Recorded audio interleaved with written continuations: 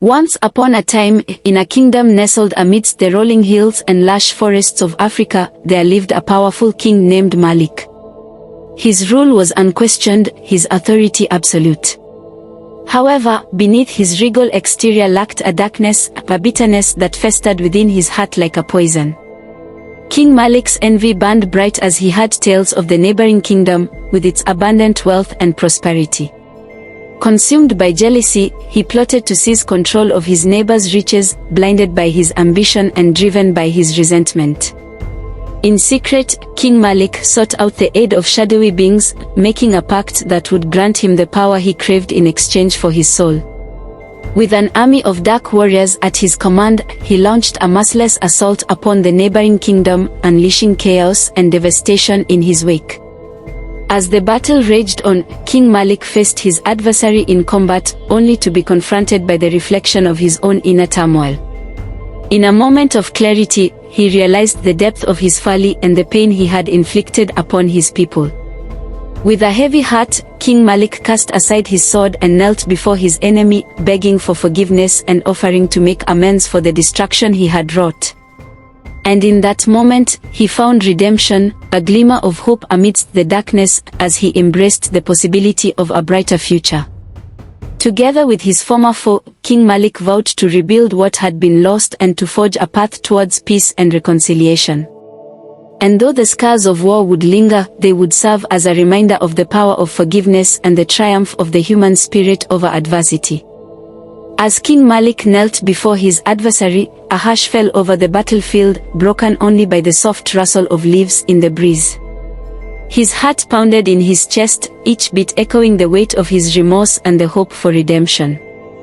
The ruler of the neighboring kingdom regarded him with eyes that mirrored his own pain, a silent understanding passing between them.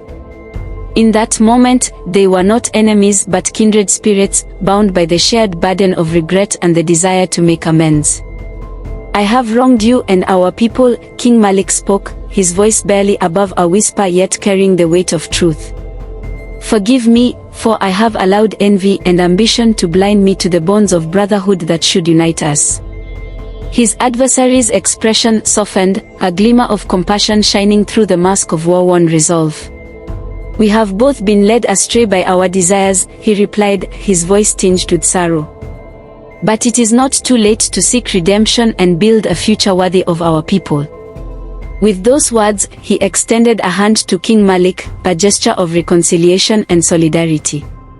And as their hands clasped together, a sense of peace washed over them, banishing the shadows of doubt and despair that had clouded their souls. Together, they rose from the battlefield, their differences set aside in the face of a greater truth. For in that moment, they were not kings but brothers, united in their commitment to rebuild what had been lost and to forge a path towards a brighter future.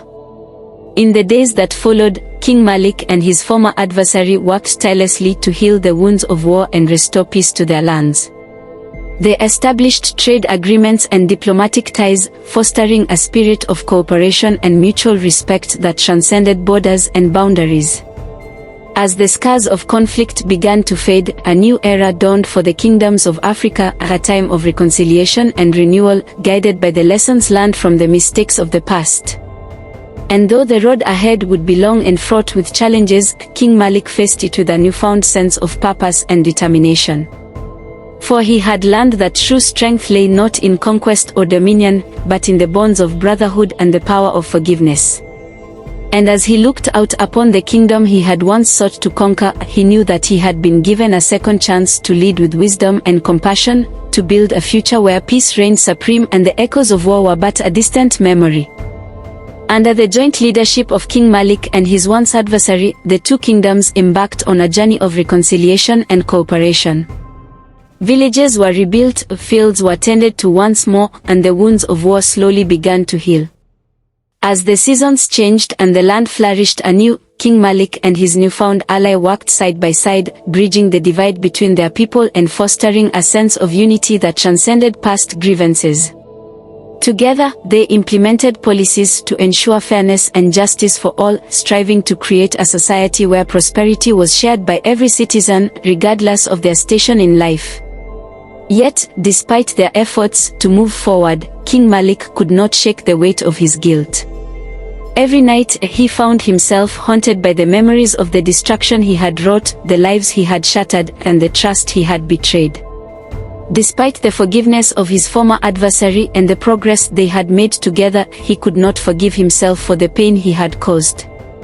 In the quiet hours before dawn, King Malik would often seek solace beneath the canopy of an ancient baobab tree, its gnarled branches offering shelter from the burdens of his conscience. It was there, in the embrace of the wise old tree, that he found a semblance of peace, the fleeting respite from the turmoil that gnawed at his soul. One fateful night, as King Malik sat beneath the baobab tree, consumed by his thoughts, he heard a soft rustling in the leaves above. Looking up, he saw a pair of glowing eyes peering down at him, a sight that sent a shiver down his spine. "Who goes there?" King Malik called out, his voice tinged with unease. A low chuckle emanated from the branches above, followed by a voice that seemed to whisper on the wind. "Do not be afraid, King Malik," it said. "I mean you no harm." Curiosity piqued, King Malik rose to his feet and approached the base of the tree, his heart pounding in his chest. "Who are you?" he asked, his voice barely above a whisper. The eyes in the branches blinked once, twice, before the figure emerged from the shadows, a creature unlike any King Malik had ever seen. Its body was adorned with intricate patterns of shimmering scales, and its eyes gleamed with an otherworldly light. "I am the guardian of this baobab tree," the creature replied, its voice like the gentle rustle of leaves in the breeze. "I have watched over it for centuries, bearing witness to the joys and sorrows of those who seek solace beneath its branches." King Malik studied the creature with a mixture of awe and apprehension, his mind racing with questions. "What do you want from me?" he asked, his voice betraying his uncertainty. The guardian of the baobab tree regarded him with a solemn expression. "I sense the weight of your burden, King Malik," it said. "You carry the guilt of past transgressions upon your shoulders, and it weighs heavily upon your soul." King Malik's heart skipped a beat at the creature's words, the surge of emotion welling up within him. "How do you know of my guilt?" he asked, his voice trembling with emotion. The guardian of the baobab tree offered a reassuring smile. "I have seen the struggles of many souls who have sought refuge beneath this tree," it explained.